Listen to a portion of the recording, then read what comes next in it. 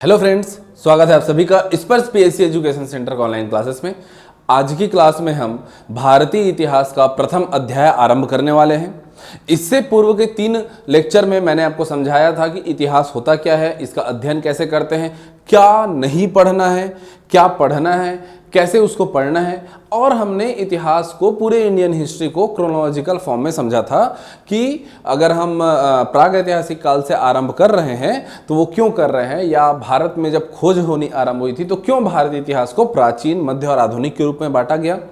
फिर बाद में पता चला कि ये तो यहाँ पाषाण काल से भी क्या है, मानव के कंकाल पाए गए हैं, मानव की कुछ अस्थियां पाई गई हैं। अर्थात ये केवल क्या है, 600 ईसा पूर्व से, अशोक या मौर्य साम्राज्य के काल से ही नहीं, वरन यहाँ पर क्या है, उससे प्राचीन भी सभ्यता है। और उसके पश्चात हम लोग क्या है, पाषाण काल, आद्य ऐतिहासिक काल में फिर हमने हड़प्पा काल और वैदिक काल को समझा। और उसके पश्चात हमने क्या है, मौर्य साम्राज्य से आरंभ करके 600 ईसा पूर्व में धार्मिक बदलाव से आरंभ करके हम लोग गुप्त साम्राज्य, मुगल और दिल्ली सल्तनत इत्यादि पूरे तमाम तरीके क्रोनोलॉजी को समझा था।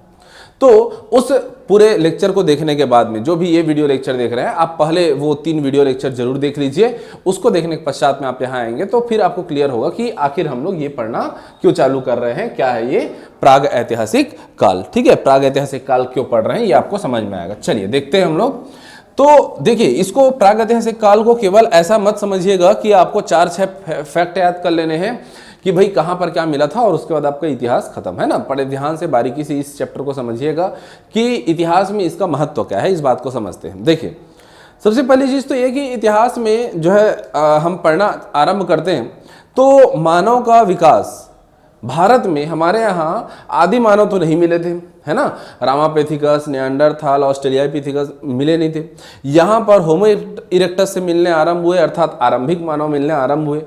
जब प्लिस्टोसिन युग चल रहा था, अर्थात हिम युग चल रहा था, उस समय से यहाँ पर आरंभिक मानव मिलने चालू हुए। मैंने कहा हिम युग से यहाँ पर मानव का जो है साक्ष्य मिलना आरंभ हुआ था। देखिए, कोई भी यदि एक मानव है तो उसकी मूलभूत आवश्यकताएं क्या होंगी, एक मनुष्य की मूलभूत आवश्यकताएं क्या होंगी, यदि हम ध्यान से विचार करेंगे तो उसके 2 मुख्य क्या है आवश्यकताएं हैं। एक है सुरक्षा और दूसरा है आवास, सुरक्षा और भोजन, सुरक्षा और भोजन। अगर मैं सुरक्षा की बात करूं तो यही क्या है, आवास में तब्दील हो जाएगा, आवास में बदल जाएगा कि हाँ भाई उसे क्या चाहिए, एक कोई ऐसा निवास स्थान चाहिए जहां पर वह स्वयं को सुरक्षित महसूस कर सके। और दूसरा उसे चाहिए क्या, भोजन। अब भोजन जो है दोनों हो सकते हैं। पहले या तो वह मांस हो सकता है या तो फिर वह शाक भी हो सकता है, कुछ भी हो सकता है।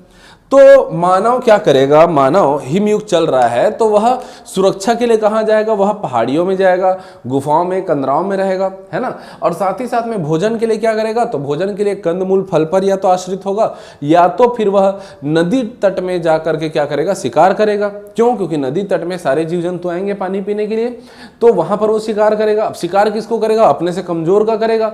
भाई शेर, हाथी का तो शिकार पहले कर नहीं लेगा, वो अपने से कमजोर का शिकार करेगा।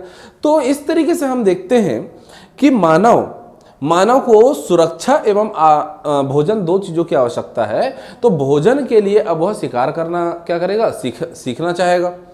पहले मानव जब वह होमो इरेक्टस केवल था, तब वह, जब हम भी मानव भी क्या थे, हम मानव क्या थे, पशु रूप में ही थे। तो उस समय हम क्या थे, हमें भोजन की आवश्यकता थी, तो उसके समय हम लोग क्या है, प्रकृति पर निर्भर थे। बाद में हमने प्रकृति का दोहन आरंभ किया, हमने अपने बुद्धि का प्रयोग किया। तो जब मानव बुद्धि का प्रयोग करना आरंभ करता है, वहीं से वो क्या कहलाता है, होमोसेपियन। तो उसी होमोसेपियन के इतिहास को हमको पढ़ना है, होमोसेपियंस के इतिहास को हमको पढ़ना है। तो इसमें हम देखते हैं कि वह भोजन के लिए क्या करेगा, प्रकृति का दोहन करेगा, प्रकृति का उपयोग करना चालू करेगा। कैसे, तो वह बड़े बड़े पत्थरों को हथियार के रूप में उपयोग करेगा। और यही जब वह बड़े पत्थरों का उपयोग आरंभ करता है, वहीं से आरंभ होता है पाषाण काल। बाद में उसे समझ में आता है कि इतने बड़े पत्थरों की आवश्यकता नहीं है, यदि वह छोटे पत्थरों का उपयोग करे और यह उसमें क्या कर दे, गति दे दे। Newton second law, mass into acceleration, force को अगर आपको बढ़ाना है तो उसमें जरूरी नहीं कि केवल मास बढ़ाएं, अगर आप एक्सीलरेशन बढ़ा देते हैं तो भी क्या हो जाएगा, वो ज्यादा फोर्स के साथ शिकार करने में मदद मिलेगा ही। तो शायद न्यूटन का सेकंड लॉ वहां पर प्रैक्टिकली उपयोग करना इन्होंने चालू कर दिया था। तो इसके बाद क्या हुआ, मध्य पाषाण, जो पाषाण काल का अगला स्टेज आता है मध्य पाषाण काल, वहां पर छोटे पत्थर आरंभ हुए। तो इस तरीके से पाषाण काल में पत्थरों के उपयोग में परिवर्तन आना चालू हुआ। साथ ही साथ में पाषाण काल में खोज होना आरंभ हुआ। जो मैं भोजन की बात कर रहा हूं, जो कंदमूल फल पर ये आश्रित है, जो मांस पर आश्रित है, मानव धीरे से विकास करेगा और मानव विकास क्रम में आगे बढ़कर क्या करेगा, वह भोजन के लिए कृषि का आविष्कार करेगा। कृषि एक बहुत बड़ी क्रांति है अपने आप में। क्यों? क्योंकि जब मानव को समझ में आया कि जरूरी नहीं है कि वह प्रकृति पर केवल निर्भर रहे या प्रकृति जो उसे प्रदत्त करती है केवल वह भोज्य पदार्थ ही ग्रहण करे, वह खुद उन्हें उगा सकता है। अपने एक मनचाहे क्षेत्र में वह धान उगाएगा और उसको धान की फसल को काट करके उसे पीस करके चावल के रूप में बदल करके वो खुद उसे पकाकर खा सकता है। ये बहुत बड़ी क्रांति थी, क्योंकि जब कृषि का विकास आरंभ हो गया तब मानव इस कृषि के सहारे ही उसका जो आवास था अब वह स्थायी निवास पर क्या हो गया, बदल गया। स्थायी निवास के रूप में अब वह बदलता चला गया और यहाँ से एक संस्कृति पनपनी आरंभ हुई। कृषि का विकास हुआ जिससे स्थायी निवास लोग बनाने लग गए। पहले लोग मांस और साग पर निर्भर हैं, वे पशुपालन कर रहे हैं। जब कृषि का आरंभ हुआ तो स्थायी निवास बना। स्थायी निवास बनने से कबीलाई जीवन का आरंभ हुआ। कबीला बनने लगे तो आपस में एक दूसरे कबीले में या तो संघर्ष होगा या तो उनमें प्रेम भाव होगा, आपसी समझौता होगा, आपसी संबंध बनेगा। तो चाहे संघर्ष हो या समझौता हो, दोनों ही स्थिति में अलग अलग जो संस्कृति है उनका समागम होगा। एक कबीले के लोग एक प्रकार का कृत्य कर रहे हैं जो संस्कृति कहलाई, उनकी संस्कृति कहला गई। तो एक संस्कृति को अपनाने वाले दूसरे संस्कृति के साथ में जब टकराएंगे, चाहे मेल हो या संघर्ष हो, दोनों ही संस्कृतियों का समागम होगा। जब इस प्रकार से संस्कृतियों का समागम आरंभ हुआ तो इन संस्कृतियों के मिलने से ही एक सभ्यता का विकास होता है। और इसीलिए ये जो प्राग ऐतिहासिक काल है, इसका अंतिम चरण, इसके अंतिम चरण तक हम जाते हैं तो अंतिम चरण में नव पाषाण काल में, ताम्र पाषाण काल में कुछ ऐसी परंपराओं को हम देखेंगे कि ताम्र पाषाण काल ऐसा प्रतीत होता है कि वह हड़प्पा सभ्यता से ठीक पूर्व का प्राग हड़प्पा काल है। क्या है? प्राग हड़प्पा काल है, प्री हड़प्पाई एरा है। और वहां पर हम देखते हैं कि हड़प्पा सभ्यता के विकास से पहले कैसे संस्कृतियों का क्या हो रहा है, आपस में समागम हो रहा है। तो हड़प्पा सभ्यता का विकास, भाई इतिहास में हड़प्पा हमेशा कौतूहल का विषय रहा है कि हड़प्पा अचानक से इतनी अच्छी नगरीय सभ्यता कैसे पनप गई। क्या था कारण इतने अच्छे नगर होने का और कैसे वो इतने सरप्लस इकोनॉमी कंडीशन में थे। तो इन सब चीज़ों को समझने के लिए हमें थोड़ा सा उसकी पृष्ठभूमि को जानना आवश्यक है। तो ये उसकी पृष्ठभूमि है, हड़प्पा की पृष्ठभूमि कौन है, ये उसकी पृष्ठभूमि है, इसे हमें समझना है। ठीक है, तो चलिए हम समझना आरंभ करते हैं। प्राग ऐतिहासिक काल को समझते हैं कि प्राग ऐतिहासिक काल में क्या परिवर्तन हुए थे, किस तरीके से यहाँ पर चीजें बदली थी। देखिए दोस्तों, जब आप किताब पढ़ना आरंभ करते हैं तो वहां पर जैसे ही प्राग ऐतिहासिक काल एक टॉपिक होता है, सबसे पहला चैप्टर होता है, तो उसके नीचे में प्राग ऐतिहासिक काल को 4 कालखंडों में बांट दिया होता है। अब 4 कालखंड जो बटे होते हैं, वास्तव में इन्हें 4 कालों में बांटना है, उनका खंड नहीं करना है। देखिए मैं आपको एक चीज समझाता हूं, जैसे कि अभी वर्तमान में क्या चल रहा है, अभी वर्तमान में हमारा क्या है 2020 है ना, 2020 कौन भूलेगा इसे, कोरोना। मान लो बात कोरोना महामारी के बजाय ऐसा कुछ होता कि एक प्रलय आ जाता, एक विध्वंसक ऐसा कांड हो जाता जिससे पूरा ये जो दक्षिण एशिया का जो क्षेत्र है या पूरा विश्व या पूरा एशिया जो द्वीप है वो क्या हो जाता, जमीन के अंदर धंस जाता। मान लो बात ऐसा कुछ हो जाता। तो इस स्थिति में आज से 1000 वर्ष पश्चात अगर खुदाई होती तो खुदाई के दौरान क्या क्या प्राप्त होता। मैं 3 जगहों का नाम ले रहा हूं, तीनों जगहों को इमेजिन कीजिएगा। मैं इमेजिन कर लेता हूं, एक दिल्ली का क्षेत्र, एक रायपुर का क्षेत्र और एक अबूझमाड़ का क्षेत्र। ठीक है, अगर कोई व्यक्ति 2020 के बारे में ही खुदाई हो रहा है, ठीक है, आज से 1000 साल, 2000 साल, 10,000 साल बाद में कोई खुदाई कर रहा है, वो दिल्ली के क्षेत्र की जब खुदाई करेगा तो उसे ये ज्ञान होगा कि यहाँ पर तकनीकी रूप से ये क्या थे, बहुत विकसित थे। ये ट्रेन के बारे में जानते थे, इवन ये जमीन के अंदर भी ट्रेन बना करके रखे हुए थे, मेट्रो ट्रेन बना करके रखे हुए थे, है ना। ये बस के बारे में जानते थे, चल रहे हैं, फिर रहे हैं, बड़े बड़े रेस्टोरेंट हैं, मॉल हैं, ऊंची ऊंची इमारतें हैं, है ना, भयंकर ऊंची ऊंची इमारतें हैं, और ये तो हवा में उड़ना तक जानते थे। अरे वाह, चलिए ठीक है। फिर वही 10,000 साल बाद में कुछ लोग जो है यही 2020 जब खुदाई कर रहे हैं रायपुर का, तो रायपुर के खुदाई में उनको प्राप्त होता है कि ये लोग हवा में भी उड़ना जानते हैं। एयरपोर्ट है हमारे पास में, बिल्डिंग थोड़े से छोटे छोटे आकार के हैं दिल्ली के कंपैरिजन में, लेकिन ये जमीन के अंदर चलना नहीं जानते थे। मेट्रो का विकास नहीं हुआ है अभी तक रायपुर में। लेकिन कालक्रम क्या है? कालक्रम तो ये भी 2020 ही है, दिल्ली में भी 2020, रायपुर का भी 2020। अच्छा, अब अबूझमाड़ में कोई खुदाई करने गया तो उस क्षेत्र में उसे क्या प्राप्त होगा? उस क्षेत्र में उसे प्राप्त होगा कि ये लोगों के पास में ऊंची ऊंची इमारतें नहीं थी, छोटी छोटी क्या थे, झोपड़ी जैसे जगह थे, कोई बहुत बड़ा विकसित नगर नहीं था, ये गांव के क्षेत्र में रहा करते थे, प्रकृति पर ये निर्भर थे, और साथ ही साथ में इन लोग उड़ना नहीं जानते थे, जमीन के अंदर चलना नहीं जानते थे, ट्रेन नहीं जानते थे, है ना, न ऊंचे कोई अत्याधुनिक इनके पास में क्या थी, सुविधाएं थी, है ना, ये प्रकृति पर निर्भर थे। अच्छा, 10,000 साल या 50,000 साल या 1,000 साल बाद में जब ये खुदाई हुई, तो खुदाई में प्राप्त हो क्या, पता क्या चला कि तीनों ही जगह हमें जो प्राप्त हुआ है वो क्या है, 2020 का ही है, उसी साल का है, 2020 का ही है। लेकिन तीनों क्षेत्रों के विकास का जो चरण है वो क्या है, अलग अलग है। अबूझमाड़ अभी भी क्या है, प्रकृति पर निर्भर क्षेत्र है, आदिवासी समाज का वहां पर आधिपत्य है। रायपुर थोड़ा सा डेवलप होने की कोशिश कर रहा है, जबकि दिल्ली पूरी तरीके से डेवलप्ड दिख रहा है। तो 2020 में ही तीन अलग अलग जगह अलग अलग प्रकार के दिखते हैं। ठीक वैसे ही जब हम पूरा पाषाण काल का अध्ययन करते हैं तो उसे आपको ऐसे नहीं पढ़ना है कि 50 लाख वर्ष पूर्व से लेकर के क्या, ईसा पूर्व से लेकर के 10,000 ईसा पूर्व तक पूरा पाषाण काल था, फिर 10,000 से लेकर के 5,000 तक मध्य पाषाण काल था, 5,000 से 3,000 तक नव पाषाण काल था, 3,000 से 700 ईसा पूर्व तक ताम्र पाषाण काल। ऐसा नहीं पढ़ना है, आपको मर्म को समझना है। क्या मर्म समझना है? कि 4,000 ईसा पूर्व में कोई एक ऐसा क्षेत्र हो सकता है जो नव पाषाण काल से संबंधित हो, जहां कृषि का विकास होना आरंभ हो, जबकि उसी 4,000 ईसा पूर्व में एक ताम्र पाषाण कालीन भी नगर हो सकती है, जहां पर तांबे का खोज हो चुका है और वो तांबे का उपयोग कर रहे हैं। तो इस बात को समझिएगा। और किताबों में ये जो कुछ कुछ किताब में दे दिया होता है कि इतने से इतने काल को ऐसा पढ़ें, ऐसा नहीं है। तो कैसा है, क्या नहीं है, वो तो मैंने बता दिया कि आपको एरा इसमें ध्यान देने की योग्य उतना बात नहीं है। क्यों? अच्छा देखिए, ये जो पाषाणकालीन स्थल है ना, ये खोज का विषय है ना, अभी भी इतिहासकार इस पर चिंतन कर रहे हैं, खोज कर रहे हैं। हमेशा नवीनतम खोज होते रहते हैं। एक दो उदाहरण मैं आपको बताऊं कैसे नवीनतम खोज होते रहते हैं।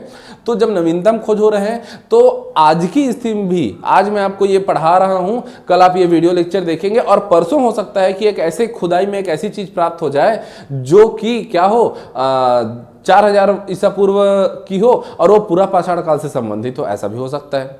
या हो सकता है, देखो ताम्र पाषाण काल 700 ईसा पूर्व तक चला था, लेकिन अगर 700 ईसा पूर्व में मैं बोलूंगा ऐसे तो हड़प्पा खत्म, वैदिक संस्कृति खत्म। 700 ईसा पूर्व बाद 600 ईसा पूर्व में तो चालू हो गया था क्या, ये महाजनपद काल का आरंभ हो गया था। तो ताम्र पाषाण काल वहां तक कैसे पहुंच गया सर? तो बिल्कुल ये बात है, इस बात को समझिएगा। इसको इतने से इतने ईसा पूर्व ऐसे पढ़ने की आवश्यकता बिल्कुल नहीं है आपको। तो कैसे पढ़ना है अब उसे समझते हैं। कैसे पढ़ना है तो मैं आपको वैसे ही पहले बता दूं जो किताबों में आपके दिया होता है, और बिल्कुल सटीक तरीके से इसको समझिएगा कि प्राग ऐतिहासिक काल को 4 अलग अलग कालखंडों में विभाजित किया जाता है। सबसे पहले इसका कालखंड होता है क्या, पूरा पाषाण काल। क्या है? पूरा पाषाण काल। और इस पूरा पाषाण काल है ना, जिसको बोला जाता है क्या, पैलियोलिथिक काल, पैलियोलिथिक पीरियड। फिर उसके बाद में हम देखते हैं ये आता है इसमें मध्य पाषाण काल, मध्य पाषाण काल। और मध्य पाषाण काल में हम, मध्य पाषाण काल अर्थात मेसोलिथिक पीरियड। फिर हम देखते हैं नव पाषाण काल, नव पाषाण काल अर्थात नियोलिथिक। और उसके पश्चात है ताम्र पाषाण काल, ताम्र पाषाण काल अर्थात चालकोलिथिक। चलिए ध्यान से समझिएगा अब इनको। तो ये 4 अलग अलग एरा में हमने क्या कर दिया, इनको बांट दिया। 4 एरा है, पूरा पाषाण काल, मध्य पाषाण काल, नव पाषाण काल और ताम्र पाषाण काल। ठीक है, तो इनको कैसे बांटा गया है, क्या इनके ये जो विभाजन किया गया है इसका तरीका क्या है, किस प्रकार से किया गया है। देखो तो मानव अपने भोजन एवं सुरक्षा के लिए सबसे पहले क्या करेगा, पत्थरों का प्रयोग करना आरंभ करेगा। और ये जो पत्थर का उसने उपयोग आरंभ किया, यहीं से वो होमोसेपियंस कहला रहा है। अब वो प्रकृति का दोहन कर रहा है ना। तो ये कहानी हमारी आरंभ होती कहां से, 5 लाख ईसा पूर्व से, 50 लाख ईसा पूर्व से, 50 लाख ईसा पूर्व से कहानी आरंभ होगी। और यहां से लेकर के 10,000 ईसा पूर्व, फिर 10,000 से 5-6 हजार ईसा पूर्व, फिर 8-9 हजार ईसा पूर्व से 6-7 हजार ईसा पूर्व, ऐसा वो चलता रहता है। ठीक है, कहानी कहां से आरंभ हो रही है हम ये देख लेते हैं। और अंत कहां करेंगे, ताम्रपाषाण कालीन साक्ष्य जो है ये मिलेगा 700 ईसा पूर्व तक भी क्या है इसके साक्ष्य मिलते रहेंगे। तो 50 लाख ईसा पूर्व से 700 ईसा पूर्व तक की कहानी आज हम लोग पहले खत्म करेंगे। इसी बीच में हड़प्पा भी आएगा, लेकिन वो थोड़ा डिफरेंट है। देखो, सबसे पहले मानव ने क्या किया, पत्थर का उपयोग आरंभ किया। तो पत्थर का जो उसने उपयोग आरंभ किया, उसमें उसने बड़े बड़े पत्थरों का उपयोग किया। कैसे पत्थर का उपयोग किया, बड़े पत्थर अर्थात पेबुल पत्थरों का उसने उपयोग आरंभ किया। साथ ही साथ में पूरा पाषाण काल में आग की खोज हो चुकी थी, परंतु यहां पर आग का व्यापक उपयोग नहीं होता था। तो ऐसे क्षेत्र जहां पर आग की खोज हो चुकी थी वो पूरा पाषाण काल में तो आ जाएंगे, है ना। व्यापक उपयोग नहीं हो रहा था, पत्थर पेबुल पत्थर। अच्छा, उसके पश्चात में क्या है कि पत्थर जो है थोड़े छोटे हुए, इन्हें कहा गया माइक्रोलिथ। क्या बोला गया, माइक्रोलिथ। मध्य पाषाण काल में थोड़े छोटे पत्थर उपयोग हुए, जिन्हें हम कहते हैं क्या, माइक्रोलिथ कहते हैं। ठीक है, पेबुल के बाद में माइक्रोलिथ, छोटे पत्थरों का उपयोग आरंभ हुआ था। लेकिन क्या मध्य पाषाण काल की क्या खासियत है, तो मध्य पाषाण काल की खासियत है पशुपालन। अब मानव पशुपालन आरंभ कर दिया है, वह केवल शिकार नहीं कर रहा है। देखो, इस काल में ये शिकार भी करते थे, साथ ही ये मछली पकड़ने का भी काम करते थे। मछली पकड़ना भी इनका काम हुआ करता था। और साथ ही अब यहां पर आग का उपयोग भी आरंभ हो गया। तो यहां पर पत्थर बड़े थे, पेबुल था, अब ये छोटे पत्थर माइक्रोलिथ हो गए। यहां पर आग की खोज हो गई थी, लेकिन व्यापक उपयोग मध्य पाषाण काल में आरंभ हुआ। मध्य पाषाण काल की विशेषता की अगर हम बात करें तो इसकी विशेषता है क्या, पशुपालन। जहां पर पशुपालन के साक्ष्य मिलना चालू हुए वे क्या आ गए, मध्य पाषाण काल में आ गए। फिर थोड़ा सा और आगे बढ़ते हैं, तो अब ऐसे क्षेत्र जहां पर क्या नया मिला, तो अब मिले खेती। तो जहां से खेती आरंभ होती है उसे हम लेते हैं नवपाषाण काल। पत्थर के बारे में हम देखें तो अब नवपाषाण काल में क्या है, पॉलिश युक्त पत्थर अब यहां पर क्या है, उपयोग होने आरंभ हुए। पॉलिश युक्त पत्थर उपयोग कर रहे हैं। और क्या हो रहा है, तो यहां पर ये लोग पशुपालन कर रहे हैं। चलो, जो यहां का बदलाव है उसे पहले मैं लिख लूं, कृषि। क्या यहां पर नया आया, कृषि। तो ऐसा काल जहां पर से कृषि आरंभ हुई थी, हम उसे नवपाषाण काल में लेते हैं। अर्थात अब स्थायी जीवन आरंभ हो जाएगा, नवपाषाण काल से स्थायी जीवन का आरंभ होगा। अच्छा, कृषि। लेकिन भाई देखो कि ऐसा नहीं है कि पूरा पाषाण काल के बाद में मध्य पाषाण काल आरंभ हुआ और पूरा पाषाण काल खत्म हो गया। अगर पूरा पाषाण काल खत्म हो गया तो यहाँ की सारी जो विशेषताएं हैं, जो संस्कृति है, उनका तो लोप हो जाता। भाई यहां पर मध्य पाषाण काल अगर अंत हो जाता, इसका मतलब क्या भविष्य के मानव पशुपालन नहीं करेंगे? वे करेंगे। वे कृषि उन्होंने खोज लिया है, कृषि के बारे में वो जान चुके हैं, लेकिन अभी भी वो क्या करेंगे, पशुपालन करेंगे। अभी भी अब वो क्या करेंगे, शिकार करेंगे। अब वो मछली भी पकड़ेंगे, है ना, और वो आग का भी उपयोग करेंगे। तो संस्कृतियों का समागम होता है ना। संस्कृति का अंत नहीं होता है, संस्कृति का समागम होता है। मैंने हड़प्पा सभ्यता के पतन के विषय में भी यह मुद्दा उठाया था कि भाई हड़प्पा सभ्यता का पतन का मतलब ये नहीं कि हड़प्पा सभ्यता नष्ट हो गई, नहीं, उसकी जो नगरी प्रकृति थी कि लोग जो नगर में थे वे वहां से हट गए और जाकर के गांव में बसना आरंभ हो गए। उसके कारण बहुत विभिन्न प्रकार के इतिहासकारों ने विभिन्न विभिन्न बताए हैं। अंततः हम फेयर सर्विस नामक इतिहासकार की बात को अधिक मान्यता देते हैं, उनको स्वीकार करते हैं, है ना। तो अभी यहां पर कृषि का क्या हुआ, विकास हुआ, और उसने मध्य पाषाण काल की भी सारे विशेषताओं को अपने में स्वयं में ग्रहण कर लिया। फिर हम देखते हैं ताम्र पाषाण काल। तो यहां पर जो पत्थर उपयोग हुए, ये जो पत्थर थे, इसमें क्या हुआ, इसमें इन्होंने धातु का उपयोग किया। पत्थर में धातु का लेप उपयोग किया। देखो जैसे अगर आप देखोगे पहले प्राचीन काल में लकड़ी का हल हुआ करता था, बाद में उसमें लोहे की फाल लगा दी गई तो हल ज़्यादा मजबूत हुआ और ज़्यादा अच्छे से खेती हो सकी। वैसे पत्थरों में धातु का लेप लगाया जा रहा है, अब वो और ज़्यादा क्या हो रहे हैं, नुकीले हो रहे हैं, तीक्ष्ण हो रहे हैं और वो ज़्यादा क्या होते हैं, अच्छे हथियार बनते जा रहे हैं, हथियार बनाया जा रहा है। तो ये ताम्र पाषाण काल है। और यहाँ की क्या विशेषता है, तो यहाँ की विशेषता है धातु का उपयोग, और विशेषकर धातु का से तात्पर्य हमारा क्या है, ताम्र से है, तांबे से है, ताम्र अर्थात तांबे से है। और क्या विशेषता थी यहाँ की, तो यहाँ की सबसे प्रमुख विशेषता हम लोग देख लेते हैं क्या, धातु का उपयोग, जहां से धातु का उपयोग आरंभ हुआ वह क्या है, ताम्र पाषाण काल। लेकिन और क्या क्या थी, तो भाई यहाँ पर भी कृषि होती थी, है ना, यहाँ पर भी लोग क्या करते थे, पशुपालन करते थे, बिल्कुल ध्यान में रखेंगे, है ना। यहाँ पर भी लोग आग का उपयोग करते थे, शिकार करते थे, है ना, मछली पकड़ने का कार्य करते थे, सारी चीजें ये भी कर रहे हैं। ठीक, तो ये आपको ध्यान में रखना है कि कैसे कालक्रम हमको बांटना है, कैसे ये जो प्रागैतिहासिक काल जो बांटा गया किस आधार पर बांटा गया है, तो जब तक केवल आग और पत्थर है वह क्या है, पूरा पाषाण काल। जहां से पशुपालन आरंभ हुआ मध्य पाषाण काल, कृषि का आरंभ हुआ नव पाषाण काल, और अगर वह धातु का उपयोग हो रहा है उस क्षेत्र में तो वह क्या है, वह है ताम्र पाषाण काल। बिल्कुल इस चीज को ध्यान में रखेंगे। ठीक है, अब प्रश्न कैसे आते हैं, तो यहां पर कूट बना करके प्रश्न दिया जाता है कि भाई निम्न में से कौन सा कथन सत्य है या असत्य है। तो अब उसमें वाक्य दे दिया गया है कि मध्य पाषाण काल की विशेषता है कृषि। क्या यह बात सही है? बिल्कुल नहीं। मध्य पाषाण काल में कहां कृषि, मध्य पाषाण काल में कोई कृषि नहीं है भाई, है ना। तो ये बिल्कुल ध्यान रखना है, ऐसे छोटे छोटे प्रश्न पूछे जाते हैं। अच्छा, अब इसमें ध्यान रखिएगा, जैसे अगर पशुपालन कहा जा रहा है तो मुख्य रूप से प्रारंभ में भेड़ एवं बकरी को पाला गया, भेड़ एवं बकरी को पाला गया था। ठीक है, कृषि की बात करें तो सबसे पहले जो है जौ की खेती की गई थी। किसकी खेती की गई थी? जौ की खेती की गई थी। और दक्षिण भारत में किसकी खेती की गई थी, अगर ऐसा कुछ पूछ दे तो दक्षिण भारत में सबसे पहले रागी की खेती की गई थी। दक्षिण भारत में रागी की खेती की गई थी। धातु के लिए हमने देख लिया, धातु सबसे पहले क्या, तांबे का उपयोग आरंभ हुआ, धातु में तांबे का उपयोग आरंभ हुआ था। ठीक है, तो ये है हमारे क्या प्रागैतिहासिक काल के 4 काल, और इन चारों के बारे में हमें अध्ययन करना है। तो सबसे पहला टॉपिक दोस्तों डाल दीजिएगा क्या, पूरा पाषाण काल, पूरा पाषाण काल।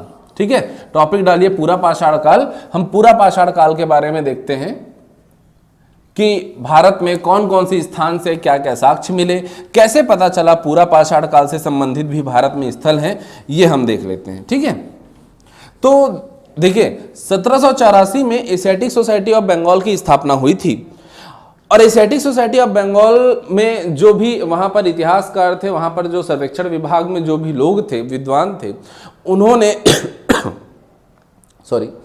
उन्होंने खोज आरंभ किया।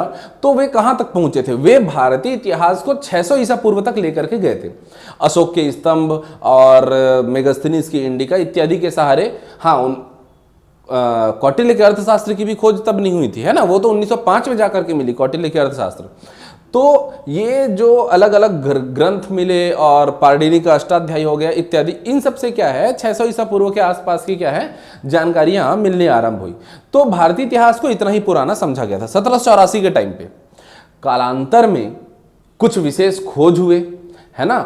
ब्रंटन ब्रदर्स का इसमें नाम आता है। मैं हड़प्पा पढ़ाऊंगा तो वहां पर ब्रंटन ब्रदर्स की कहानी आपको सुनाऊंगा, अभी मैं उस पार्ट को स्किप करता हूं। वैसे ही एक इंसान हुए थे रॉबर्ट ब्रूस फुट, जिन्होंने 1863 में जो है चेन्नई के पास में पल्लवरम नामक स्थान है ना, कोर्तलयार नदी के पास में, वहां पर उन्हें कुछ विशेष साक्ष्य मिले। उन विशेष साक्ष्यों को वो क्या करते हैं, इकट्ठा करते हैं। अच्छा, इससे पूर्व कि मैं आगे की बातें आपको बताऊं, आपसे एक आग्रह करना चाहूंगा मैं कि यदि आप सीधे इतिहास की कक्षाओं को देख रहे हैं, अगर आपने भारतीय भूगोल की कक्षा मेरी नहीं देखी है तो आप पहले भारतीय भूगोल की कक्षा देखिए। कम से कम स्टार्टिंग में 3 से 4 लेक्चर देखिए, जिसमें मैं भारत का मैप बनाने सिखाता हूं, प्रत्येक राज्यों को बताता हूं कि कौन से राज्य कहां पर है। राज्य याद करने के लिए हमारा एक अलग शॉर्टकट मैप है जो एक्चुअल मैप से थोड़ा सा भिन्न है, तो इसको आपको ध्यान रखना है। अगर मैं उत्तर प्रदेश कहता हूं तो आपका नजर यहीं पड़ना चाहिए, असम कहता हूं तो यहां पड़ना चाहिए, त्रिपुरा कहूं तो यह है, मिजोरम यह है, केरल कहूं तो यह है, कर्नाटक कहूं तो ये ऊपर है, ये आपको दिखना चाहिए। क्यों? क्योंकि कोई भी स्थल अगर मैं आपके बारे में कुछ भी बात कर रहा हूं, है ना, भविष्य में इसकी बहुत जरूरत पड़ेगी। जैसे उदाहरण के तौर पर मैं कहता हूं कि बाबर आया, बाबर काबुल के क्षेत्र में शासन करता था, फिर वो उसको दिल्ली बुलाया गया हमला करने के लिए और इब्राहिम लोदी को पराजित किया। फिर वो 1526 में पानीपत का प्रथम युद्ध लड़ता है, फिर उसके बाद में 1527 में वो खानवा का युद्ध लड़ता है, 1528 में वह चंदेरी का युद्ध लड़ता है, 1529 में वह खानवा का युद्ध घाघरा का युद्ध लड़ता है। अगर मैं ये 4 बोल दूं तो आप इस चारों को रटना आरंभ करेंगे, लेकिन मैं चाहता हूं कि आप थोड़ी सी समझ विकसित करें कि काबुल में था, काबुल से वो दिल्ली में आया, दिल्ली आया, यहां से यहां पर उसके साथ एक धोखा हुआ होता है, राणा सांगा उसको मदद करूंगा बोला रहता है लेकिन नहीं करता है, तो वह पहले राणा सांगा की ओर हमला करता है, खानवा का युद्ध। अच्छा, राणा सांगा पर हमला करता है तो ये मालवा क्षेत्र का मेदिनी राय वो क्या करता है, राणा सांगा की सहायता करता है, तो उसके पश्चात में वो नीचे मालवा की ओर आक्रमण करता है, चंदेरी का युद्ध। इस क्षेत्र के जो अफगान थे वो भी राणा सांगा की मदद किए रहते हैं, तो उसके पश्चात वो अफगानों का जो क्षेत्र बना हुआ थे, बिहार का क्षेत्र, वहां जाता है, घाघरा का युद्ध लड़ता है, घाघरा नदी के किनारे। तो वो एक ऐसा युद्ध जो जल और स्थल दोनों में लड़ा गया था। जब मैं ऐसी बातों का उपयोग करता हूं और आप भारत के मैप को अगर समझते हैं, जानते हैं, तब आपके लिए समझना आसान हो जाता है। इसलिए मैं चाहूंगा कि आप क्या करें, आप भारतीय भूगोल के वीडियो लेक्चर को जरूर देखें, ठीक है। तो चलिए आज तो इसको कंटिन्यू करते हैं, लेकिन आपको आज की क्लास में महसूस हो जाएगा कि पहले उसे देख लेना ज्यादा अच्छा है। चलो, तो अब मैं बात कर रहा हूं, क्या हम कहां पर थे, हम बात कर रहे थे 1863 की। 1863 में क्या हुआ, 1863 में एक व्यक्ति हैं, नाम है उनका Robert Bruce foot, Robert Bruce foot. और ये जो विद्वान हैं, इन्होंने क्या किया, इन्होंने खोज किया। कहां पर खोज किया, इन्होंने पल्लवरम नामक स्थान पर खोजा, पल्लवरम नामक स्थान पर इन्होंने खोजा हस्तकुदाल, हैंड एक्स इन्होंने ढूंढा। अब इसके बारे में जब पता किया गया तो ये पता चला कि ये जो है ये तो पाषाण काल से संबंधित है, बहुत पुराने क्या है, ये हस्तकुदाल जो है ये बहुत पुराना है। अब अगर हस्तकुदाल, छत्तीसगढ़ी में कुदारी जो बोलते हैं हम लोग, ये अगर जो हस्तकुदाल इतना पुराना है, मतलब भारत में प्राचीन काल में भी मानव थे, मात्र 600 ईसा पूर्व की बात नहीं है। तो जो 1784 से हम लोग भ्रम में थे कि भारतीय इतिहास 600 ईसा पूर्व के लगभग से आरंभ होती है, वो भ्रम अब टूट गया। अब 1863 के पश्चात से वो भ्रम एक टूटा और फिर उसके बाद में नया खोज चालू हुआ। और ये जो पल्लवरम है, देखो मैप में अगर हम देखें तो यहाँ ये तमिलनाडु में यहाँ पर एक नदी है, कोरतलयार नदी, ठीक है, कोरतलयार नदी है यहाँ पर। तो इसी के समीप में, चेन्नई के समीप में यहाँ पर एक जगह है पल्लवरम, पल्लवरम, इस पल्लवरम की मैं बात कर रहा हूं। इसी पल्लवरम में क्या है, ये हस्तकुदाल मिला। तो बाद में थोड़ा और खोज किया गया, खोज किए तो पता चला इसी तमिलनाडु में 2 और जगह मिले, ठीक है, 2 और जगह मिले। मैं इन दोनों का नाम इस ओर लिख देता हूं, 2 और जगह मिले। एक का नाम है बादामदुरई, बादामदुरई, ठीक है, ये एक बादामदुरई हो गया। वहां से भी क्या है, पूरा पाषाणकालीन साक्ष्य मिलने आरंभ हुए कि भाई यहां पर ये प्रकार की चीजें पाई जा रही हैं। दूसरा यहां पर हमको मिलता है अतिरमपक्कम,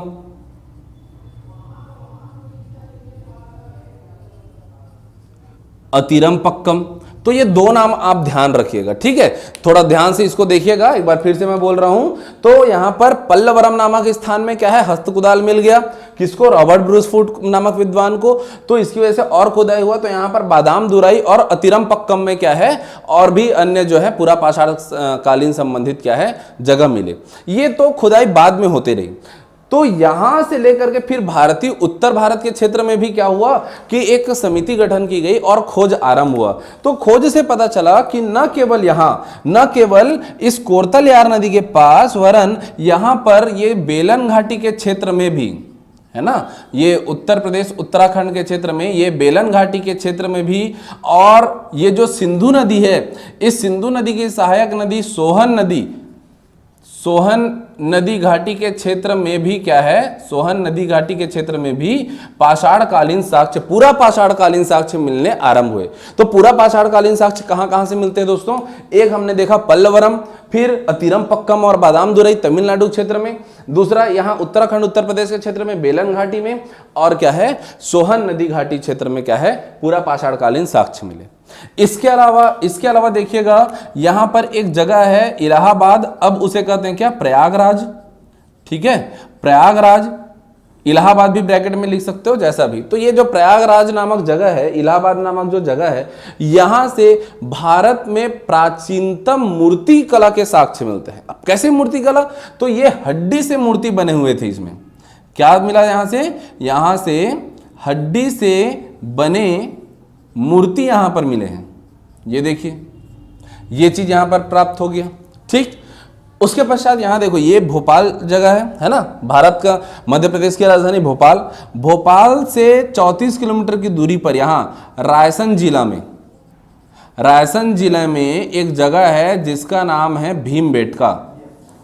ये जो भीमबेटका है, यहां से ध्यान रखिएगा कि यहां पर चारों काल मतलब कि कौन कौन से, पूरा पाषाण काल, मध्य पाषाण काल, नवपाषाण काल एवं ताम्र पाषाण काल, चारों ही काल के यहां पर साक्ष्य मिले हैं। बिल्कुल नोट डाउन कीजिएगा कि यहां से जो है चारों काल के क्या है साक्ष्य मिले हैं। और एक और महत्वपूर्ण बात यहां पर ध्यान रखिएगा, बिल्कुल इसको नोट डाउन करें आप, कि ये जो भीमबेटका है इसकी खोज जो है वी.एस. वाकड़कर ने की थी। किसने की थी? वी.एस. वाकड़कर।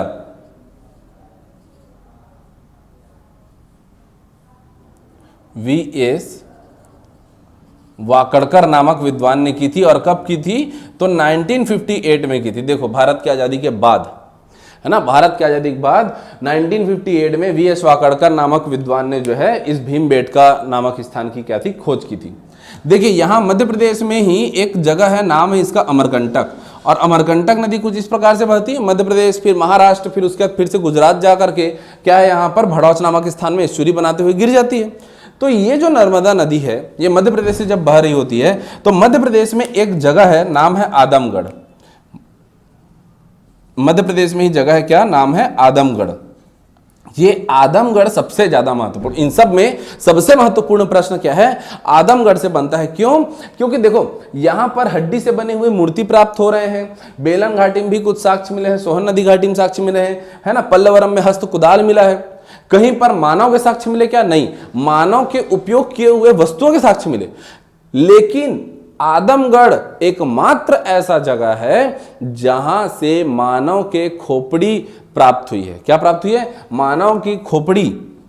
आदमगढ़ से मानव की खोपड़ी प्राप्त हुई है। अर्थात प्राचीनतम मानव के साक्ष्य कहां पर मिले हैं? तो वो नर्मदा नदी घाटी में क्या है? आदमगढ़ से प्राप्त हुई। यदि आपको एक प्रश्न पूछ दिया जाए कि भारत में प्राचीनतम मानव के साक्ष्य कहां मिले हैं, तो वो मिला है आदमगढ़ में, नर्मदा नदी के तट पर मानव की खोपड़ी प्राप्त हुई है। तो ये आपको बिल्कुल ध्यान में रखना है। ये दोस्तों पूरा पाषाण काल। इस काल की विशेषता क्या है? पत्थरों का उपयोग और आग की खोज हो चुकी है। ठीक है, चलिए अब आगे बढ़ते हैं, हम देखते हैं मध्य पाषाण काल को। टॉपिक डालिएगा मध्य पाषाण काल, साथ ही साथ में बनाते चले आप लोग मध्य पाषाण काल। अब तुरंत साथ में ही मेरे क्या बना ले, एक इंडिया का मैप बना लीजिए। मध्य पाषाण काल में कौन कौन से जगह को देखने बताता हूं। मध्य पाषाण काल की विशेषता क्या थी? मध्य पाषाण काल की विशेषता क्या थी? वहीं से ही मैप बनाना चालू करेंगे हम। तो मध्य पाषाण काल की विशेषता थी पशुपालन। मध्य पाषाण काल, ठीक है। Mesolithic period. तो ये जो मेसोलिथिक पीरियड है इसमें क्या विशेषता दिखेगी हमको? पशुपालन। कहां पर मिला पशुपालन का साक्ष्य? तो दो जगह आपको विशेष रूप से याद रखना है। एक जगह बनाइए राजस्थान में बागौर, दूसरा बना लीजिए मध्य प्रदेश में आदमगढ़। एक मिनट पीछे, अभी थोड़ी देर पहले ही जो आपने पूरा पाषाण काल में एक चीज बनाया है, सॉरी मुझसे एक गलती हो गया है ना, तुरंत उसे सुधार लीजिए। अभी 2 मिनट पहले ही हमने एक पॉइंट नोट किया था कि मानव का प्राचीनतम साक्ष्य कहाँ से मिलता है। तो यहाँ पर हमने ये नर्मदा नदी बनाई हुई थी और यहाँ पर आपने क्या लिखा हुआ है? आदमगढ़। उसे काटिए और तुरंत उसे हथनौरा कीजिए। क्या लिखेंगे वहां पर? हथनौरा, है ना। गलती से मैं आदमगढ़ लिख दिया था उसमें, तुरंत काटिए उसे और लिखिए उसे क्या? हथनौरा लिखिए जल्दी से, एकदम तेजी से। ठीक है, क्या दोबारा मैं रिपीट कर रहा हूं, पूरा पाषाण काल वाला पेज ओपन कीजिए और वहां जा करके नर्मदा नदी के तट पर जो आदमगढ़ नाम आपने लिखा है उसे काट करके हथनौरा लिखिए। लिखिएगा कि भारत में प्राचीनतम मानव के साक्ष्य हथनौरा से प्राप्त होते हैं, और हथनौरा में क्या मिला है, तो मानव की खोपड़ी प्राप्त हुई है। क्या प्राप्त हुई है, मानव की खोपड़ी प्राप्त हुई है। ठीक है, खोपड़ी फिर गया था मेरा, है ना। अभी दोबारा आदमगढ़ का नाम याद आया तो मुझे ध्यान आया, आदमगढ़ तो मैं पहले बोल चुका, नहीं आदमगढ़ अब बोलना है। ठीक है, आदमगढ़ का नाम अब आएगा। क्यों आएगा, तो राजस्थान के बागौर, देखो यहां राजस्थान का बागौर, और साथ ही साथ में मध्य प्रदेश का आदमगढ़, ये वाला है भाई आदमगढ़, है ना। हथनौरा था वो पिछला पूरा पाषाण काल में। मध्य पाषाण काल में दो जगह आपको याद रखना है, राजस्थान का बागौर और मध्य प्रदेश का आदमगढ़। क्यों याद रखना है, क्योंकि ये दोनों ही जगहों से क्या है, पशुपालन के साक्ष्य मिले हैं। क्या मिले हैं, पशुपालन के साक्ष्य मिले। और किसको पालने के साक्ष्य मिले हैं, तो भेड़ और बकरी को पालने के साक्ष्य मिले हैं। भेड़ और बकरी को पालने के साक्ष्य मिले हैं। साथ ही साथ में मध्य पाषाण कालीन स्थल के बारे में पूछेगा तो एक और स्थल आप याद रखना, गुजरात का लंकनाज। गुजरात का लंकनाज जो है, यहां से भी मध्य पाषाण कालीन कुछ संस्कृति के बारे में कुछ साक्ष्य जो है प्राप्त हुए हैं। इसके पश्चात आपको याद रखना है उत्तर प्रदेश। ये देखो, ये उत्तर प्रदेश है, तो उत्तर प्रदेश में एक जगह याद रखिएगा, सराय नहर राय। सराय नहर राय, ये सराय नहर राय। एक याद रखना है आपको दमदमा, और उत्तर प्रदेश में ही एक याद रखना है आपको महदहा। देखो तीनों उत्तर प्रदेश में ही है। क्या क्या नाम हमने कहा, सराय नहर राय और दमदमा और महदहा, ये तीन नाम याद रखने हैं। क्यों याद रखने हैं, क्योंकि सराय नहर राय एक ऐसा स्थान हुआ जहां पर क्या है, मध्य पाषाण काल के 4 मानव को एक साथ दफनाने के साक्ष्य मिले हैं। अब देखो, ये मध्य पाषाण काल में क्या परिवर्तन हुआ, पशुपालन एक परिवर्तन तो है, लेकिन पूरा पाषाण काल में हमें मानव की खोपड़ी केवल प्राप्त हुई थी। मध्य पाषाण काल में संपूर्ण मानव का कंकाल पहली बार प्राप्त हुआ। तो यहां पर मध्य पाषाण काल में बिल्कुल इस बात को आप नोट कर सकते हैं कि प्राचीनतम मानव कंकाल कहां से प्राप्त हुआ, संपूर्ण मानव शरीर का कंकाल कहां से प्राप्त हुआ, कब प्राप्त हुआ, तो मध्य पाषाण काल में। मानव का साक्ष्य कहां प्राप्त हुआ था, तो पूरा पाषाण काल में हो गया था, है ना, हथनौरा में। लेकिन संपूर्ण मानव कंकाल यहां सराय नहर राय में एक साथ 4 लोगों को दफनाने का साक्ष्य मिला है। दमदमा में हम देखें तो दमदमा में एक साथ 3 शवों को एक साथ दफनाने का साक्ष्य मिला है, 3 शवों को एक साथ दफनाने का साक्ष्य मिला है। और महदहा की बात करें तो महदहा में 2 शवों को एक साथ दफनाने का साक्ष्य मिला है। ये चीज आपको ध्यान रखना है। अलग अलग जगह में अलग अलग शवों को दफनाने की प्रक्रिया थी, है ना। शव दफनाने के लिए भी बहुत सारी परंपराएं चली आ रही थी, लेकिन ये जो है, ये बिल्कुल ध्यान रखना, सराय नहर राय में 4 शव एक साथ दफनाए गए थे, दमदमा में 3 शव एक साथ दफनाए गए थे, और महदहा में 2 शवों को एक साथ दफनाया गया था। अब ये जो 2 शव जो दफनाए गए थे, तो उनका परीक्षण किया गया, पता चला कि वे क्या हैं, स्त्री एवं पुरुष को एक साथ दफनाने के साक्ष्य मिले हैं। क्या पता चला हमें, स्त्री एवं पुरुष को एक साथ दफनाने के साक्ष्य मिले हैं। इस बात को लेकर के कुछ विद्वान, कुछ इतिहासकार लिखते हैं कि भारत में सती प्रथा का प्रचलन तो इतना प्राचीन है कि मध्य पाषाण काल में महदहा नामक स्थान पे भी स्त्री एवं पुरुष को एक साथ दफनाने के साक्ष्य मिले हैं। अर्थात वह स्त्री उस अपने पुरुष के साथ में क्या हो गई होगी, सती हो गई होगी। देखिए, आज जिस समाज में हम लोग रह रहे हैं, जहां पर अचानक कोई आतंकवादी घटनाएं हो जाती हैं, जिसको लेकर के अलग अलग लोग अलग अलग विचारधारा रखते हैं, हमारे केंद्र से नए नए प्रकार के नियम कानून निकाले जाते हैं, है ना, राज्य सरकार के द्वारा नियम कानून निकाले जाते हैं। ये आज का समाज है, और उन नियमों पर कुछ लोग उसको स्वीकार करते हैं, कुछ लोग उसका विरोध करते हैं। तो स्वीकार के पक्ष में कुछ बातें लिखी जाती हैं, विरोध के पक्ष में कुछ बातें लिखी जाती हैं। ये आज का समाज है। आज का जो हमारा समाज है, इसका अध्ययन यहाँ का समाज शास्त्र है। आज के समाज शास्त्र को ही भविष्य के लोग इतिहास के रूप में पढ़ेंगे। तो आज जो हम जीवन जी रहे हैं, आज जो हमारा समाज शास्त्र है, वह भविष्य का इतिहास है। और वर्तमान में जो प्राचीनतम चीजों को हम पढ़ रहे हैं, वह उस समय का समाज शास्त्र है, उस समय का समाज है। अब एक चीज मुझे बताइए कि यदि स्त्री एवं पुरुष दोनों को एक साथ दफनाया गया है, तो ये कह देना कि भारत में सती प्रथा विद्यमान थी, ये कहां तक सही होगा? ये बिल्कुल हम नहीं कह सकते, ये कोई लिखित प्रमाण नहीं है। ये दोनों का यहाँ पर शव मिला है। ये भी तो हो सकता है कि अपने प्रेमिका के वियोग में प्रेमी ने भी अपना प्राण त्याग दिया हो, और भारतीय इतिहास में ऐसा भी हो चुका है, मैं बताऊंगा अकबर काल में कि ऐसा कब हुआ, अकबर के काल में एक चीज, ये दुर्घटना घटेगी, और वो भी चीज मैं आपको बताऊंगा। उसके लिए भी विशेष मकबरा बनवाया गया था। तो हो सकता है कि अपने प्रेमिका के वियोग में ये प्रेमी भी क्या हो गया हो, अपने प्राण त्याग दिया हो, बाद में दोनों को एक साथ क्या है दफन कर दिया गया हो, ये भी हो सकता है। तो कुछ इतिहासकार अपने सुविधा अनुसार, अपने विवेक अनुसार कुछ बातों पर टिप्पणी करते हैं, है ना। तो खैर प्रागैतिहासिक काल में तो हमको कोई लिखित साक्ष्य नहीं मिलता है, तो ऐसी टिप्पणियों पर ज़्यादा ध्यान नहीं दीजिएगा आप लोग। क्या है, हमको ध्यान में रखना है, और ख़ास करके ऐसी बातों को, ऐसी चीज़ों को जो हमारे सभ्यता और संस्कृति पर चोट पहुंचाए।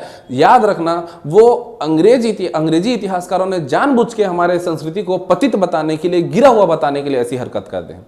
सती प्रथा कोई अच्छी चीज़ तो नहीं है, हाँ भारतीय समाज में विद्यमान एक टाइम पे जरूर थी, लेकिन हम क्यों उस चीज़ को हाईलाइट करें, हम नहीं करेंगे। तो मैं बिल्कुल आपको ऐसी बातें नहीं लिखवाऊंगा, केवल हम अतीत को अतीत की तरह देखें, उस पर अपनी विवेक के अनुसार ज्यादा इतिहास ना लिखें। अतीत को देखो, मैंने अतीत और इतिहास के बीच में डिफरेंस भी बताया था, अतीत क्या है और इतिहास क्या है। आप पहला वीडियो लेक्चर देखेंगे, वहां आपको पता चलेगा। तो अतीत को अतीत की तरह देखते हैं, बिल्कुल केवल यह बात लिखिएगा कि स्त्री एवं पुरुष को एक साथ दफनाने के साक्ष्य मिले हैं, बस, ठीक है। और महदहा में एक और विशेष चीज मिली है। क्या विशेष चीज मिली है, तो यहां पर महदहा में, केवल महदहा में ध्यान रखिएगा, हड्डी एवं सिंग से बने हुए उपकरण प्राप्त हुए हैं। हड्डी एवं सिंग से बने हुए उपकरण प्राप्त हुए। इसी से पता चलता है कि होमोसेपियंस अब अपना बुद्धि का प्रयोग चालू कर दिया है। तो मध्य पाषाण काल से रिलेटेड इतने जगहों को आपको ध्यान में रखना है, बागौर, आदमगढ़, लंकनाथ, सराय नहर राय, दमदमा और महदहा। ठीक है दोस्तों, चलिए अब जल्दी से हम लोग चालू कर देते हैं। क्या, नवपाषाण काल। नवपाषाण काल में क्या क्या मिला, चलिए। तो नवपाषाण काल में क्या परिवर्तन आया, नवपाषाण काल के परिवर्तन को बताइए जरा। तो नवपाषाण काल में आप याद करेंगे, आपको मिलेगा क्या, कृषि। नवपाषाण काल का परिवर्तन क्या है, कृषि। तो कहां कहां से कृषि के साक्ष्य मिले और क्या क्या कृषि के साक्ष्य मिले, इनका अध्ययन करेंगे हम। टॉपिक डालेंगे नवपाषाण काल, नवपाषाण काल। चलिए तो फिर से एक इंडिया का एक मैप बना लीजिए और बड़े ही ध्यान से समझिएगा नवपाषाण काल की चीजों को। कृषि के साक्ष्य मिलेंगे अब हमारे पास में, कौन कौन से कृषि के साक्ष्य मिले, कैसे कैसे कहां कहां पर खेती थी, उसको देखते हैं। तो भारतीय उपमहाद्वीप में, है ना, अब केवल हम लोग भारत के अध्ययन नहीं कर रहे हैं, अभी संपूर्ण क्षेत्र का अध्ययन कर रहे हैं, है ना, क्योंकि पाकिस्तान भी कभी भारत ही हुआ करता था, बाद में अब अलग हुआ है। तो इसी पाकिस्तान के क्षेत्र में यहां पर ध्यान दीजिएगा, ये जो क्षेत्र है, जो वर्तमान में क्या है, बलूचिस्तान का क्षेत्र है। बलूचिस्तान का जो क्षेत्र है, ये इधर किनारे में पाकिस्तान में, ये किनारे में, यहां पर एक जगह है, नाम है मेहरगढ़, नाम है इसका मेहरगढ़। ये जो मेहरगढ़ नामक जगह है, मैंने बताया क्या, ये बलूचिस्तान क्षेत्र में है। बलूचिस्तान पाक का क्षेत्र है ना, पाक का क्षेत्र है। तो पाकिस्तान के इस क्षेत्र में प्राचीनतम कृषि के साक्ष्य मिले हैं। क्या है, पूरे भारतीय इतिहास में, भारतीय उपमहाद्वीप के इतिहास में प्राचीनतम कृषि के साक्ष्य कहाँ मिले हैं, मेहरगढ़ से प्राप्त हुए हैं। और ये जो मेहरगढ़ से प्राप्त हुआ है, ये लगभग क्या है, ये लगभग 7,000 ईसा पूर्व, ये लगभग 7,000 ईसा पूर्व के आसपास का यहाँ पर कृषि का साक्ष्य मिला हुआ है मेहरगढ़ में। तो क्या क्या की खेती यहाँ पर होती थी, तो खेती के बारे में हम देखेंगे। यहाँ पर गेहूं का साक्ष्य मिला, यहाँ कपास का साक्ष्य मिला, ठीक है, यहाँ जौ का साक्ष्य मिला, और यहाँ पर अंगूर के साक्ष्य मिले थे, अंगूर की खेती के साक्ष्य मिले थे। ठीक है, तो ये चीज ध्यान रखिएगा, मेहरगढ़ जो बलूचिस्तान पाकिस्तान में है, वहां प्राचीनतम कृषि के साक्ष्य मिले, गेहूं, कपास, जौ, अंगूर की कृषि के साक्ष्य मिले। अब यहीं से हमको एक और तथ्य उठता है, एक और प्रश्न बनता है कि सबसे प्राचीनतम स्थायी निवास के साक्ष्य कहाँ मिले, तो वो कहाँ हुआ है, वो मेहरगढ़। स्थायी निवास, मानव का स्थायी निवास कहाँ से आरंभ हुआ है भारत में, हम देखेंगे प्रागैतिहासिक काल में, तो मानव का स्थायी निवास कहाँ से आरंभ हुआ है, तो मेहरगढ़ से आरंभ हुआ है, ये आप बताएंगे। कृषि यहीं से आरंभ हो रही है, वहीं से होगा। ठीक है, कृषि के बारे में ही मुद्दा लेकर के मैं आपको लेकर के चलता हूं उत्तर प्रदेश। ठीक, उत्तर प्रदेश के क्षेत्र में हम आते हैं। तो उत्तर प्रदेश में, यहां पर उत्तर प्रदेश में एक जगह याद रखिएगा जिसका नाम है कोल्डी हवा।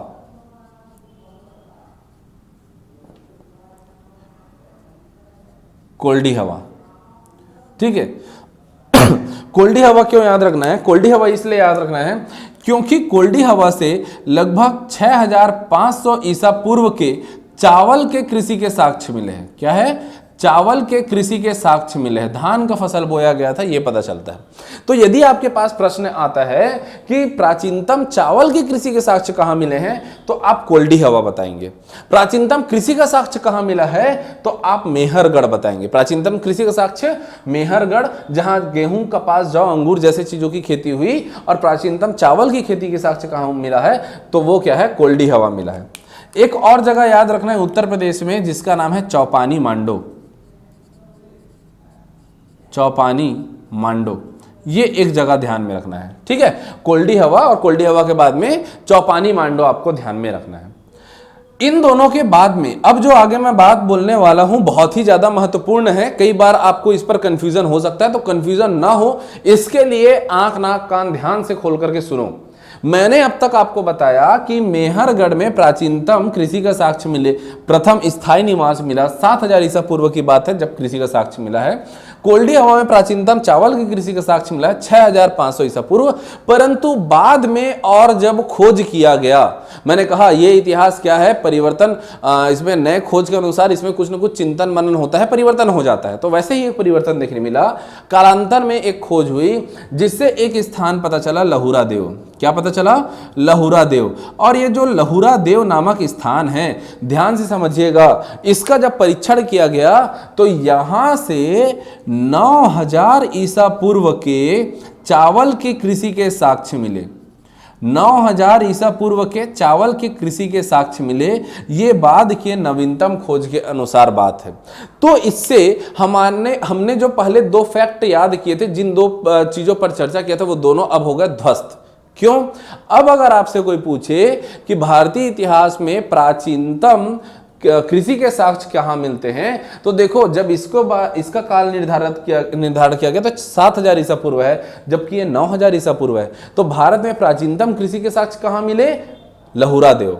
जब प्राचीनतम चावल के कृषि के साक्ष्य कहां मिले, तो भी लहुरा देव। पहले जो दो अलग अलग उत्तर हुआ करते थे, अब हो गया एक, नाम है लहुरा देव। लेकिन मान लो कि बात आपको पीएससी या व्यापम या कोई भी परीक्षा में इस प्रकार का प्रश्न पूछता है, प्राचीनतम कृषि के साक्ष्य कहां मिले, और यदि ऑप्शन में लहुरा देव नहीं है तो वो आपको पुरानी चीज को ही पूछना चाह रहा है। इसलिए मैं ऐसे ही पढ़ाना स्टार्ट कर रहा हूं आपको, है ना। और यदि ऑप्शन में लहुरा देव दिया हुआ है तो आप निसंकोच लहुरा देव को ही टिक लगाएंगे, वो उसी को पूछना चाह रहा है।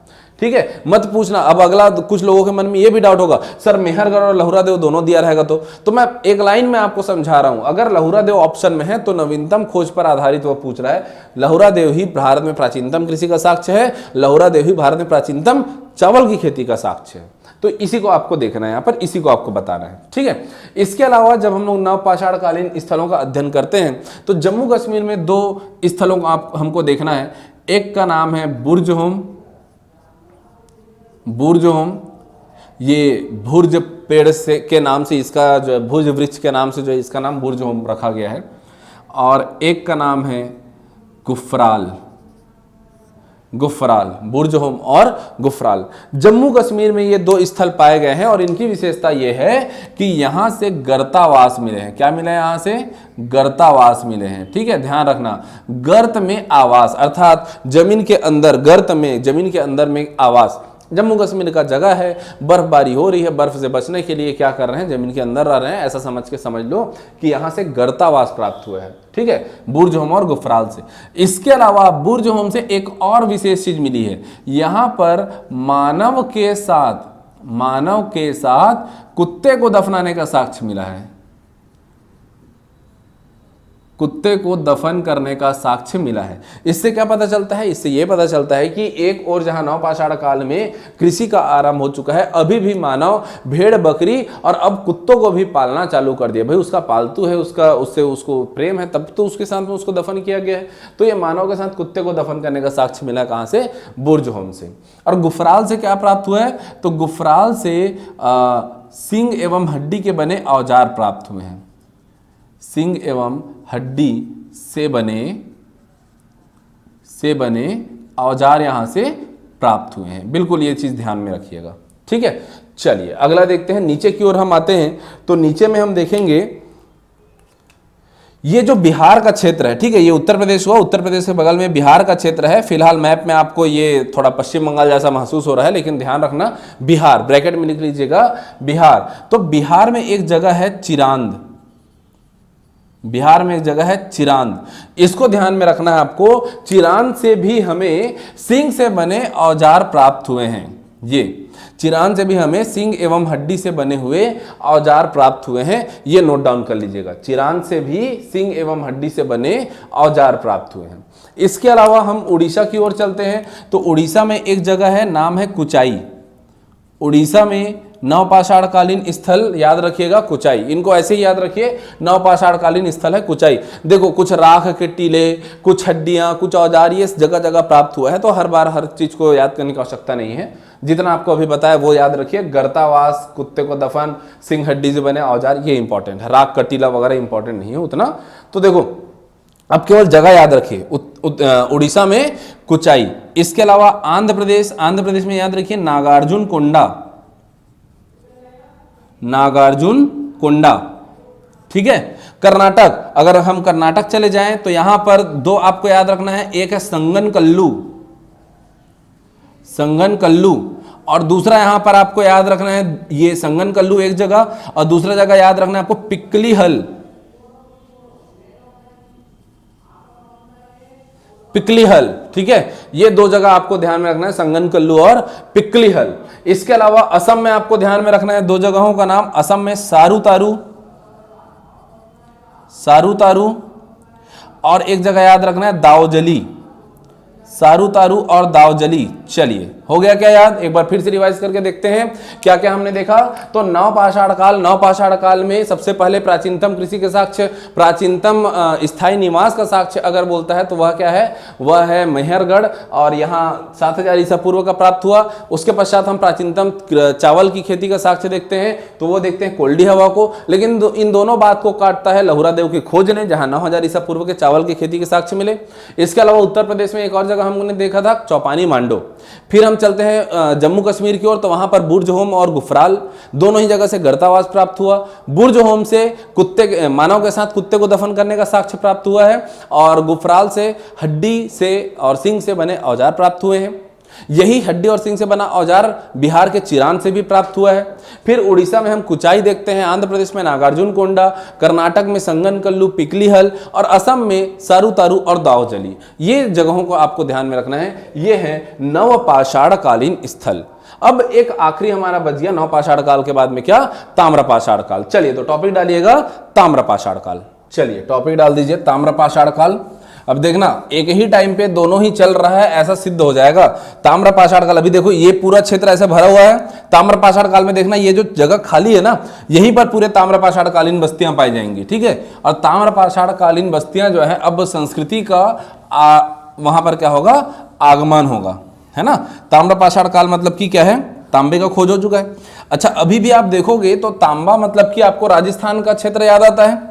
तांबा जैसे ही मैं कहता हूं तो राजस्थान का खेतड़ी प्रसिद्ध है ना, तो इसलिए ताम्रपाषाण काल में याद रखिएगा राजस्थान, महाराष्ट्र, गुजरात के क्षेत्र हमको अध्ययन करने हैं। टॉपिक डालिए ताम्रपाषाण काल अर्थात चालकोलिथिक पीरियड, चालकोलिथिक पीरियड, है ना। इंडिया का मैप बना लीजिए, और बेसिकली हमको अभी राजस्थान, गुजरात के क्षेत्र की ही आवश्यकता है, महाराष्ट्र की आवश्यकता पड़ेगी हमें। ये क्षेत्र, ये थोड़ा सा बड़ा क्षेत्र की जरूरत पड़ेगा।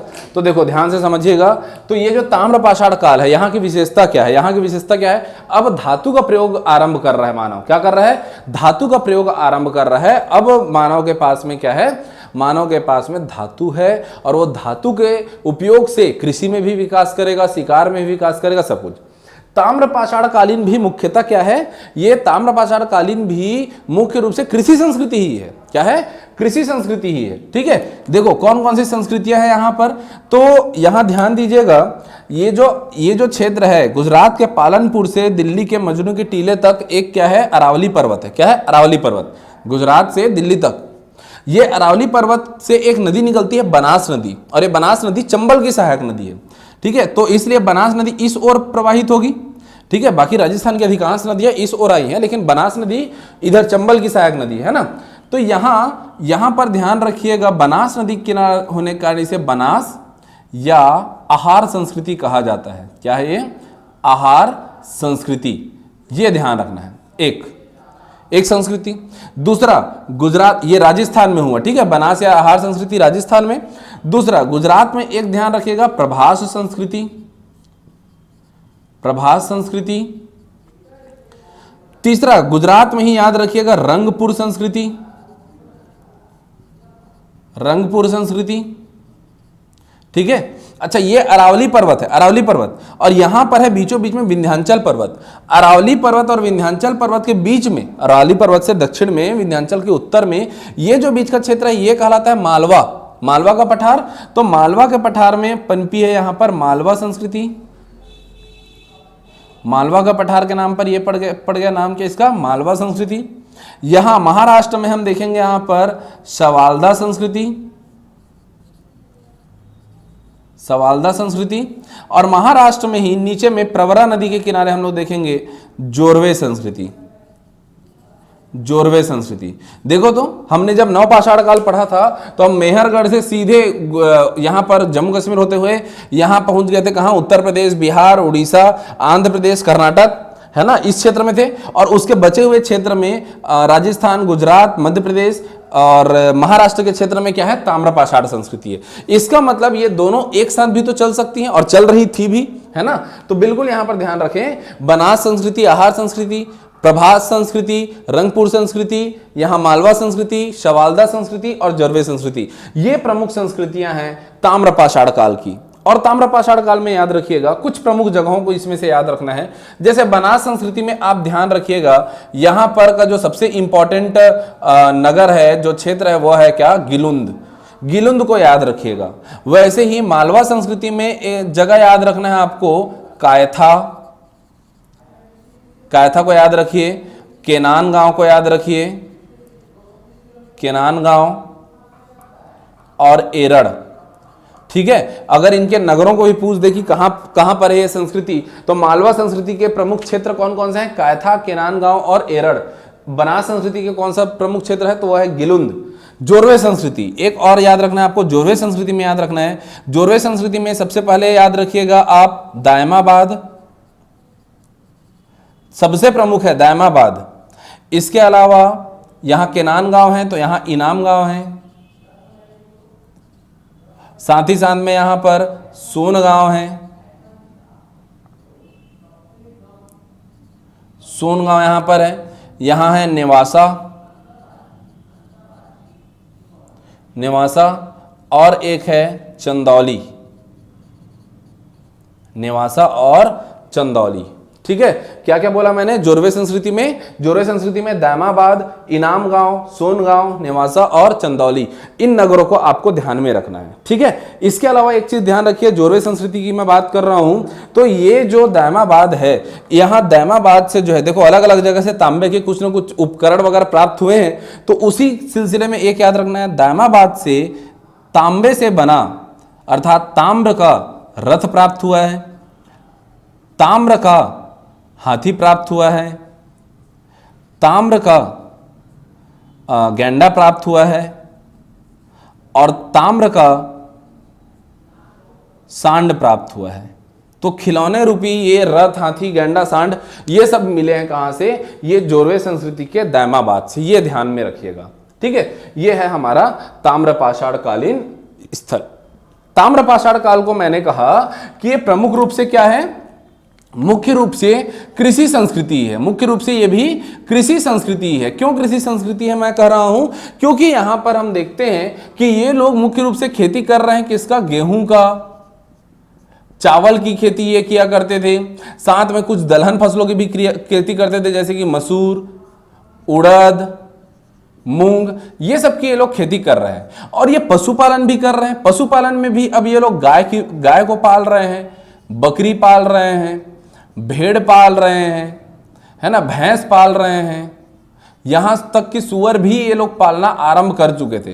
तो ये मुख्यतः कृषि आधारित ही इनका भी जनजीवन था, कृषि आधारित संस्कृति थी ये भी। ये इनका क्या कर रहे हैं, पालन पोषण, ये जो है इन पर आधारित जीवन जी रहे हैं। अब यहां पर देखिए ये जो संस्कृतियां हैं, यहां पर ये कृषि कर रहे हैं, तांबे को उपयोग कर रहे हैं, तो धीरे धीरे अब इनमें क्या है, धर्म के प्रति, राजनीति के प्रति भी झुकाव आरंभ होगा। यहां से हमें ये जो ताम्रपाषाण कालीन स्थल है, यहां से हमें मातृ देवी के भी प्रतिमा की साक्ष्य मिली है। किसके, मातृ देवी की अंकन प्राप्त हुआ है। साथ ही साथ में यहाँ वृषभ का भी अंकन प्राप्त हुआ है। अब ध्यान दो, ये जो वृषभ और मातृ देवी है, ये मातृ देवी हम भविष्य में हड़प्पा काल में पढ़ेंगे। इससे पहले के लेक्चर में मैंने मातृ देवी की विशेषता के बारे में बताया था, जब मैं इंट्रोडक्शन दे रहा था हड़प्पा का, है ना, जब इंट्रोडक्शन दे रहा था प्राचीन भारत का, तो वहां पे हड़प्पा के बारे में वक्तव्य देते हुए मैंने कहा था, एक लाइन कहा था मातृ देवी के बारे में, आप याद करें। तो वही मातृ देवी का अंकन ताम्रपाषाण कालीन स्थलों में भी प्राप्त हो रहा है, वृषभ का अंकन प्राप्त हो रहा है। इसका मतलब ये लोग भी कहीं ना कहीं सांड को पूजते हैं, ये लोग भी कहीं ना कहीं मातृ देवी को पूजते हैं।